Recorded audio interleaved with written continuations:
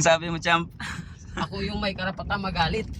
Dahil nasa ano ako, kahit bibili ako ng mga grocery namin, mga pagkain, sobrang daming magpa-picture, pero hindi ko naman inasahan na ganun yung nangyayari ng mga tao. Pero kasi alam mo na mahilig sila sa boxing, so mga solid supporters din natin yung iba.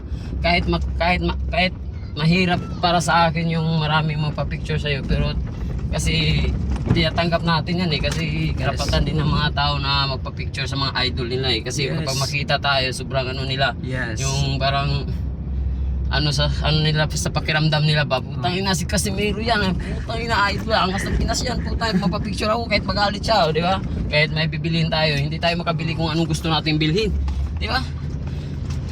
Ako mismo.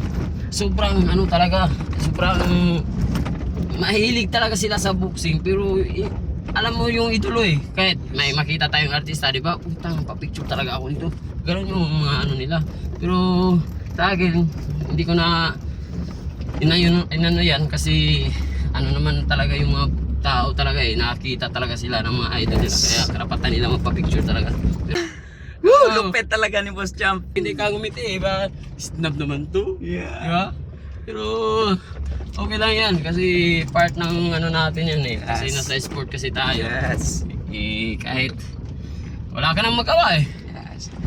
minsan kapag nasa magmamadali ka, hindi ka na magmamadali. Putay na magpupunta ka ng city na gusto mong magmamadali, hindi mangyayari yun. Kasi kailangan mo pansinin yung mga tao Yes. So kitang-kita nyo naman kanina pag start pa lang sa training, no? Na may sumingit talaga. Yung start sa training, may sumingit na nagpa-picture. Yung iba nga tumatawag, idol pa-picture naman. Hindi ikaw pwede hihinto kapag tatakbo na sa trabaho. Hindi talaga pwede hihinto tayo para lang magpa-picture. Pag samantalang nasa ano tayo, nasa gala tayo, sakaling dumaan ako, yun, choice yan magpa-picture. Pero pag nasa trabaho talaga ako, pasensya na pag hindi talaga ako hihinto kasi kailangan talaga hindi ka hihinto sa training yun lang. So sana maintindihan ng ibang tao, baka magalit sila na hindi ko hihinto kapag tatakbo ako. Hindi talaga ako hihinto. Kasi lahat ng dinadaanan natin bro dito sa aming lugar, mga pinsan ko lahat to dito. Kahit doon pa sa papasok pa natin dito, nung doon mga ano na yun, mga pinsan ko na yun lahat. Pati doon, paikot dito. So lahat dito, mga pinsan ko, halos mga kadugo ko na lahat dito. Kaya nung nag-ano dito, nung nagka-pandemic pa yun or may bagyo, lahat sila dito. Yung iba nagkakabigas, yung iba.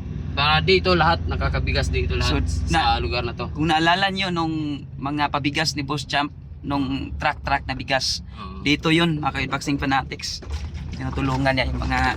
At hindi lang dito sa aming lugar minsan naabot kami sa Sugod, yung alala nyo yung sa Sugod Leyte, sa Sugod, sa Maasin, yun Sa Bagyong Odette ba yun, Champ, no? Parang Bagyong Odette yata yun. Bagyong Odette. Kaya wala tayong pinipiling binibigyan samantalang kapag may lugar talaga na nangangailangan, doon lang talaga kami mambigay. Kasi dito minsan yung mga tao, hindi niyo ako nabigyan, gano'n.